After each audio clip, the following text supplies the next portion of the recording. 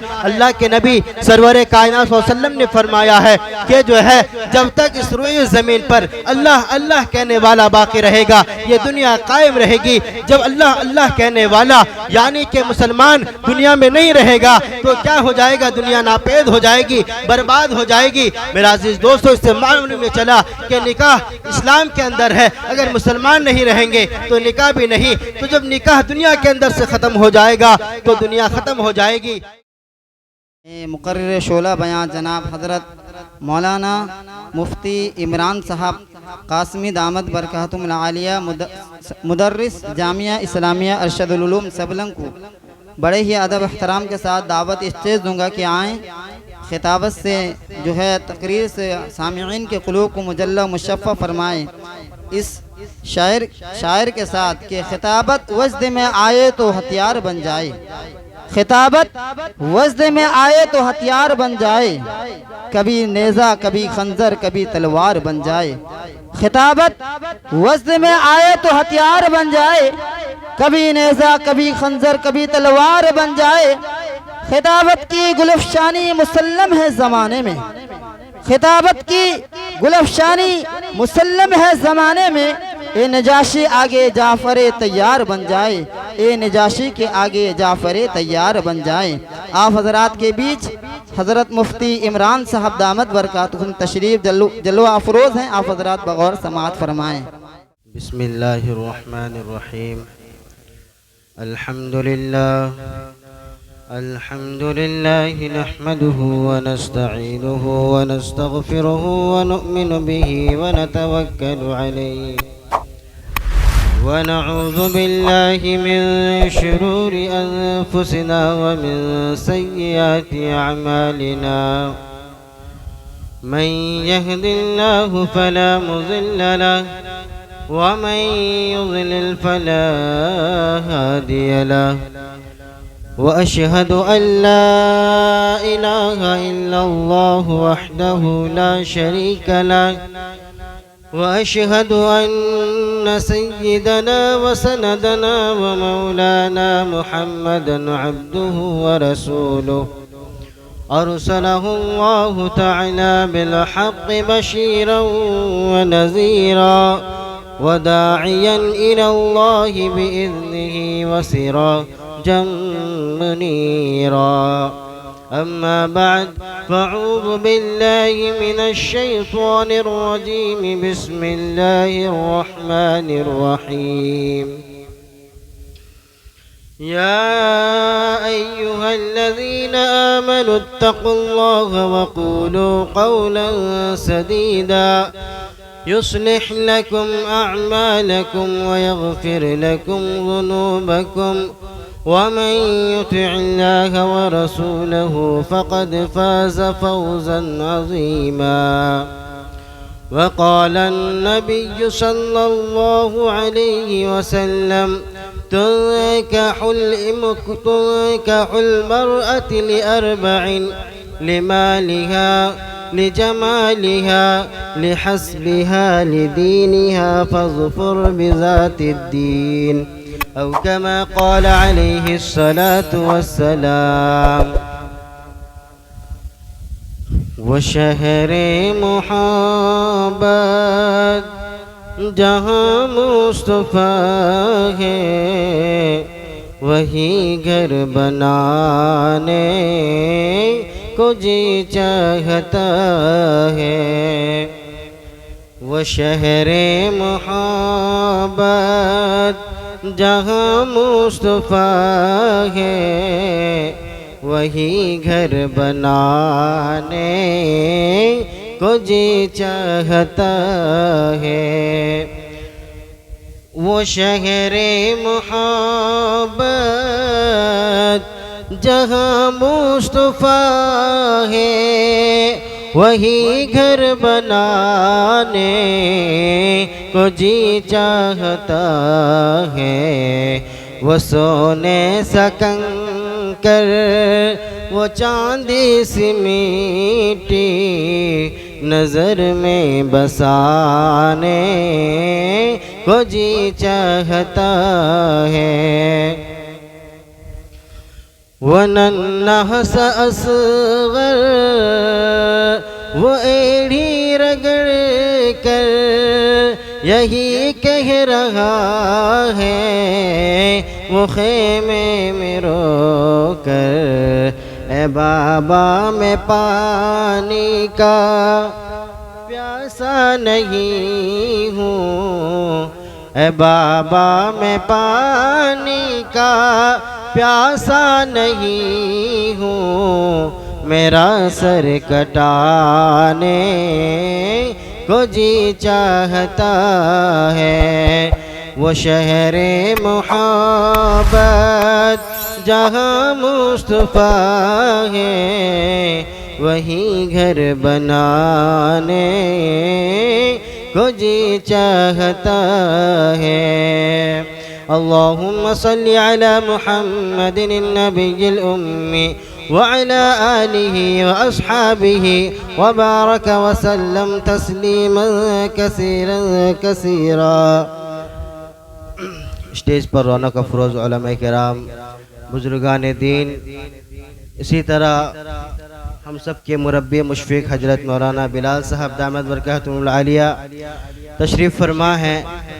اللہ ان کے آنے کو قبول عطا فرمائے، اور میں مبارکباد دیتا ہوں جناب حافظ اشرف صاحب کو کہ جو ہے آج وہ ازدواج زندگی سے منسلک ہوئے ہیں، اللہ ان کو قبول عطا فرمائے۔ اور میں مبارکباد پھر اور ایک بار دینا چاہتا ہوں کہ انہوں نے اس خوشی کے موقع پر جو ہے ایک دینی مجلس کا انعقاد کیا، علماء کرام کی دعوتیں دی، اور جو ہے ان سے وعظ و نصیحت سننے کا جو ہے موقع عنایت فرمایا۔ بہرحال اللہ اس مجلس کو قبول عطا فرمائے، اللہ ان کو جو ہے جزائے خیر عطا فرمائے، اللہ ان کو خوش خرم زندگی گزارنے کی توفیق عطا فرمائے، ساتھ ہی ساتھ ان کے والدین کو اللہ عمر دراز نصیب عطا فرمائے، ان کا سایہ ان پر تادیر قائم دائم عطا فرمائے۔ بہرحال آپ حضرات کو معلوم ہے کہ اس جلسے کا عنوان کیا ہے، اور یہ ایک موقع ہے جو خوشی کا اظہار پر جو ہے جلسہ منعقد کیا گیا ہے۔ وہ خوشی کیا ہے؟ عقد نکاح ہے۔ میرے محترم بزرگ و دوستو، آپ حضرات کو معلوم ہے کہ نکاح ہمارے اسلام میں مسلمانوں کے نزدیک یہ ایک اہم عبادت ہے، اور یہ ایک اہم مسئلہ ہے، ایک اہم عبادت ہے کہ اللہ تبارک و تعالی نے اس کو کہاں قائم فرمایا؟ جنت میں۔ یعنی جب دنیا آباد نہیں کی گئی تھی، دنیا میں حضرت آدم علیہ السلام نہیں آئے تھے، جنت میں تھے، وہاں پر اللہ تبارک و تعالی نے اس نکاح کو جو ہے وجود میں لائے۔ میرے عزیز دوستو، آپ نے جو ہے واقعہ بارہا سنا ہے کہ حضرت آدم علیہ السلام کو جب اللہ تبارک و تعالی نے پیدا فرمایا، مٹی کے اندر جو ہے مٹی کو گوند کر ایک نقشہ ایک ڈھانچہ بنایا، پھر اس میں اپنی روح کو ڈالی تو حضرت آدم علیہ السلام پیدا ہوئے۔ آپ حضرات جانتے ہیں کہ حضرت آدم علیہ السلام رہتے کہاں تھے؟ جنت میں۔ جنت کی نعمتیں کیسی نعمتیں ہیں؟ وہاں پر نہریں ہیں، وہاں پر باغ و باغات ہیں، وہاں پر پھل ہے، وہاں پر پھول ہے، اس جیسا کوئی مقام نہیں، نہ دنیا میں ہے نہ آسمان میں ہے۔ میرا عزیز دوستو، حضرت آدم علیہ السلام جنت میں گھومتے ہیں، باغ کو استعمال کرتے ہیں، پھل کھاتے ہیں، لیکن ان کے دل کو سکون نہیں ملتا، ان کے دل کو تسکین نہیں ملتی۔ اللہ سے فرماتے ہیں کہ یا رب، اے میرے رب، تو جو ہے مجھے جنت میں تو نے بنایا، یہاں پر بہت ساری نعمتیں ہیں، جنت کی نہریں ہیں، یہاں پر باغات ہیں، لیکن میرے جیسا کوئی نہیں ہے جس سے میں باتیں کروں، جس سے میں کھیلوں، جس سے میں فائدہ اٹھاؤں۔ میرا عزیز دوستو، اللہ تبارک و تعالی نے پھر اس کے بعد حضرت حوا علیہ السلام کو پیدا کیا اور ان سے ان کا نکاح فرمایا۔ ان کو پیدا کیسے فرمایا؟ آپ حضرات نے واقعہ سنا ہوگا، حضرت آدم علیہ السلام نے جب درخواست کی کہ مجھ جیسا کوئی انسان یہاں پر بنایا جائے جس کے ساتھ میں جو ہے رہن سہن کروں، کھیل کود کروں۔ میرا عزیز دوستو، تو اللہ تبارک و تعالی نے حضرت آدم علیہ السلام کے اوپر اونگ طاری کر دی۔ حضرت آدم علیہ السلام کے بائیں پسلی سے حضرت حوا علیہ السلام کو پیدا کیا۔ میرے عزیز دوستو، غور کرنے کا مقام ہے۔ اسلام ہی ایک ایسا مذہب ہے جو ہر چیز میں غور کرتا ہے، ہر چیز میں فکر کرتا ہے اور جو ہے یہ فائدہ کو اخذ کرتا ہے۔ آپ حضرات کو یہاں غور کرنا ہے کہ حضرت آدم علیہ السلام کے بائیں پسلی سے حضرت حوا کو پیدا فرمایا۔ کیوں؟ اگر اللہ چاہتا اپنے دست قدرت سے جو ہے پیدا کر دیتا، پھر دوبارہ مٹی کو گوند کر مٹی سے حضرت حوا کو پیدا فرما دیتا۔ اور بنایا تو کس سے؟ آدم علیہ السلام کے جسم سے بنایا، اور جسم کے کس حصے سے؟ سر کے بال سے نہیں، کہ اگر سر کے بال سے، سر سے جو ہے عورت کو پیدا کرتا، عورت جو ہے سر پر چڑھ جاتی۔ پاؤں کے تلے سے اگر انگلیوں سے یا پاؤں سے عورت کو پیدا کرتا تو عورت کو انسان مرد جو ہے اپنے پیروں تلے رونتے۔ اگر جو ہے اللہ چاہتا تو جو ہے اپنے دوسرے اور اعضاء سے جو ہے پیدا فرما دیتا۔ میرے عزیز دوستو، لیکن اللہ تبارک و تعالی نے حضرت آدم علیہ السلام کے بائیں پسلی سے حضرت حوا کو پیدا فرمایا۔ مقصد لوگوں کو یہ سمجھانا تھا، انسان کو یہ بتلانا تھا کہ عورت جو چیز ہے وہ دل کے قریب سے پیدا کی گئی ہے، وہ دل میں رکھنے والی چیز ہے، وہ سر پر رکھنے والی چیز نہیں، وہ جوتے کے نوک پر رکھنے والی چیز نہیں، اس کو اپنے دل میں بٹھانے والی چیز ہے۔ میرے عزیز دوستو، تو یہ نکاح کا سلسلہ جنت میں شروع ہوا اور جا کر جو ہے جنت میں ہی باقی رہے گا، اور دنیا کے اندر جب نکاح کا معاملہ ختم ہو جائے گا، دنیا برم ہو جائے گی۔ آپ حضرات نے سنا ہے، اللہ کے نبی سرور کائنات صلی اللہ علیہ وسلم نے فرمایا ہے کہ جو ہے جب تک اس روئے زمین پر اللہ اللہ کہنے والا باقی رہے گا، یہ دنیا قائم رہے گی۔ جب اللہ اللہ کہنے والا یعنی کہ مسلمان دنیا میں نہیں رہے گا تو کیا ہو جائے گا؟ دنیا ناپید ہو جائے گی، برباد ہو جائے گی۔ میرا عزیز دوستو، اس سے معلوم میں چلا کہ نکاح اسلام کے اندر ہے، اگر مسلمان نہیں رہیں گے تو نکاح بھی نہیں۔ تو جب نکاح دنیا کے اندر سے ختم ہو جائے گا تو دنیا ختم ہو جائے گی۔ میرا عزیز دوستو، تو آج جو ایک جو ہے موقع ہے، ہمیں جو ہے یہاں پر کچھ جاننا ہے، کچھ سیکھنا ہے۔ علماء کرام تشریف لا رہے ہیں، مہمان اعظام آ رہے ہیں، اور جو ہے آپ حضرات کے سامنے اصل تو ان کا خطاب ہونا ہے۔ میں تو بس ایک عارضی کے طور پر آیا ہوں آپ حضرات کے سامنے، تاکہ جو ہے مہمان اکرام جو ہے آئیں تو کچھ دیکھ لیں کہ یہاں پر ہمارے جو ہلدیہ کے لوگ ہیں وہ موجود ہیں۔ ایسا نہ ہو کہ ہمارے مہمان آئیں ہم سے بدظن ہو کر چلے جائیں کہ ہلدیہ کے کیسے لوگ ہیں، ہم اتنی دور سے، کوئی جو ہے سبلنگ سے آ رہا ہے، کوئی کندراپاڑا سے آ رہا ہے، کوئی جو ہے پارادیپ کی طرف سے، کجنگ کی طرف سے آ رہا ہے۔ اتنی دور سے سفر کر کے آنے کے بعد ہم ہلدیہ میں دیکھ رہے ہیں کہ جو ہمارے اڑوسی ہیں، ہمارے پڑوسی ہیں، مسلمان سوئے ہوئے ہیں، غفلت کی نیند میں جو ہے غفلت میں بیٹھے ہوئے ہیں، اور یہاں پر مہمان کا جو ہے اکرام کرنے کے لیے موجود نہیں ہے۔ اسی لیے جو ہے میں تمام حضرات سے گزارش کر رہا ہوں کہ جو ہے محفل میں آپ آ جائیں۔ آپ تک آواز بالیقین جا رہی ہے، لیکن جو محفل میں بیٹھنے کا جو ثواب ہے وہ جو ہے کیا اس سے آپ محروم رہیں گے۔ اور جو اللہ تبارک و تعالیٰ نے فرشتوں کے ذریعے سے وعدہ کیا ہے کہ دین کی محفل میں بیٹھنے سے ان کی جو ہے مغفرت کرا دی جاتی ہے، وہ محفل میں بیٹھنے سے ہوتا ہے، محفل کے باہر آواز سننے سے نہیں ہوتا۔ اگرچہ جو ہے آپ آواز سن کر اس پر عمل کریں، یہ ایک الگ مسئلہ ہے۔ بہرحال تو اللہ تبارک و تعالیٰ نے نکاح کو کیسے جنت میں بنایا، ایک بہت معتبر چیز ہے، اور شریعت اسلام میں یہ ایک عبادت کا درجہ رکھتا ہے۔ اور غیر جو کافر ہیں، جو ایمان نہیں رکھتے، وہ اس کو کیا سمجھتے ہیں؟ اپنی روح کی تسکین سمجھتے ہیں، اور لہو لعب اور عیش کی چیز سمجھتے ہیں۔ اسی لیے جب نکاح ہوتا ہے تو کیا ہوتا ہے، وہ لوگ اپنے نکاح کے اندر، شادی برادری کے اندر بہت فوش چیز کرتے ہیں، فوش کامیں کرتے ہیں، جس کا ہماری شریعت اجازت نہیں دیتی۔ لیکن ہماری شریعت کے اندر، مسلمانوں کے دین کے اندر کیا ہے؟ دین اسلام کے اندر نکاح ایک عبادت ہے۔ اسی لیے اللہ کے نبی سرور کائنات صلی اللہ علیہ وسلم نے فرمایا کہ اگر تم نکاح کرو، شادی کرو، تو بنیاد کس چیز کو بنایا جائے؟ بنیاد کیا ہے؟ اللہ کے نبی سرور کائنات صلی اللہ علیہ وسلم فرماتے ہیں تنکح المرأة لأربعین،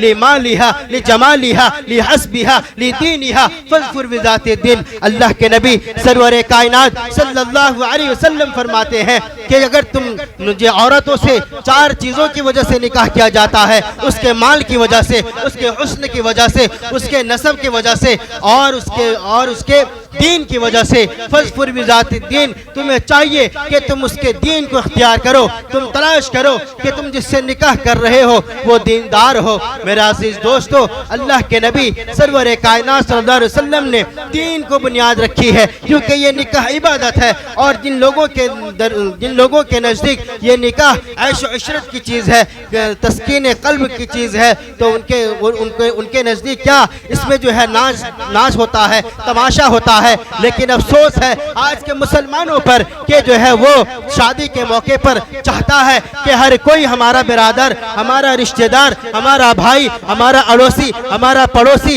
ہمارے جاننے والا، ہمارے گھر سے تعلق رکھنے والا خوش رہے، لیکن وہ کبھی بھی یہ نہیں سوچتا کہ میرے آقا سرور کائنات صلی اللہ علیہ وسلم میرے اس فعل سے خوش ہے یا نہیں، میرے اللہ میرے اس کام سے راضی ہے یا نہیں، وہ نہیں سوچتے۔ جب شادی کا موقع آتا ہے وہ جو ہے دین کو بھول جاتے ہیں، وہ اسلام کو بھول جاتے ہیں، اپنے ذہن سے علماء کرام کو بھلا دیتے ہیں کہ ہم کسی سے معلوم کریں نکاح ہوتا کیسے ہے، نکاح کے اندر کیا چیزیں سنتیں ہیں، نکاح کے اندر اسلام کیا چاہتا ہے، نکاح کے اندر ہمارے نبی کا کیا طریقہ تھا، سب کچھ بھول جاتے ہیں۔ اپناتے کس کو ہے؟ جو مغربی تہذیب ہے، جو ہمارے اسلام کا دشمن ہے، اور جو ہے جو شریعت کے خلاف کام ہے ان کو اپناتے ہیں، اور کہتے ہیں کہ اگر ہم فلاں کام نہیں کریں گے تو ہمارا جو ہے ہمارے اڑوسی پڑوسی، ہمارے رشتہ دار ناراض ہو جائیں گے، لوگ کیا کہیں گے اگر ہمارے نکاح کے اندر جو ہے اور مرد و عورت کا اختلاط نہ ہو، ڈول تاشا نہ ہو، باجا نہ بجے، لوگ کیا کہیں گے، محفلیں نہ سجے، ڈیگ نہ بنے۔ تو میرا عزیز دوستو، اسلام ان سب چیزوں کا قائل نہیں ہے۔ اللہ کے نبی سرور کائنات صلی اللہ علیہ وسلم نے فرمایا ان اعظم النکاح برکۃ ایسرہ مؤونہ، کہ نکاح سب سے برکت والا وہ ہے جس کے اندر خرچ بہت تھوڑا ہو، کم ہو، تو اس میں جو ہے کیا برکتیں ہوتی ہیں۔ تو ہمیں چاہیے، اور ہم آج کرتے کیا ہیں کہ ہم فلمیں دیکھتے ہیں، سیریل دیکھتے ہیں، اس کے مطابق ازدواج زندگی کو جو ہے گزارتے ہیں۔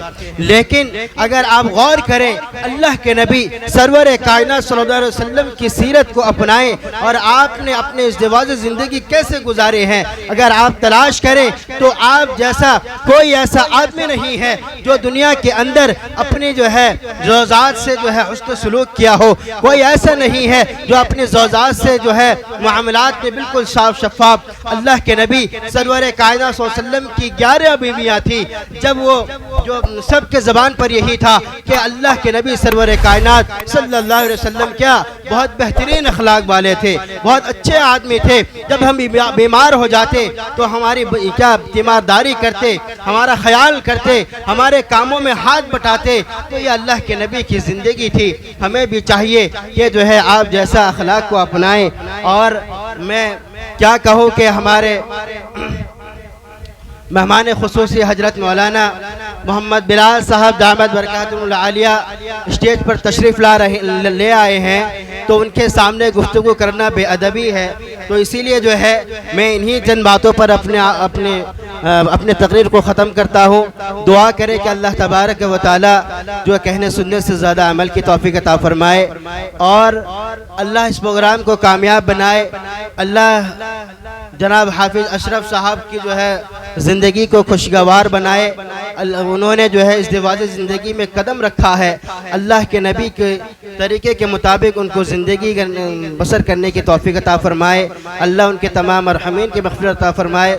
اور ایک بات یہ ہے کہ یہ جو جلسہ آج منعقد ہوا ہے، یہ ہمارے حافظ اشرف صاحب کا جو ختم قرآن ہوا تھا، تو اس کے لیے بھی ہے کہ جو ہے وہ اس موقع پر لاک ڈاؤن میں وہ ختم کیے تھے تو کچھ نہیں ہو سکا تھا، تو ان کی والدین کی خواہش تھی کہ جو ہے ایک پروگرام کیا جائے، تو انہوں نے اس موقع کو چنا ہے۔ اللہ تبارک و تعالی کامیابی سے نوازے، آمین۔ وآخر دعوانا الحمدللہ رب العالمین۔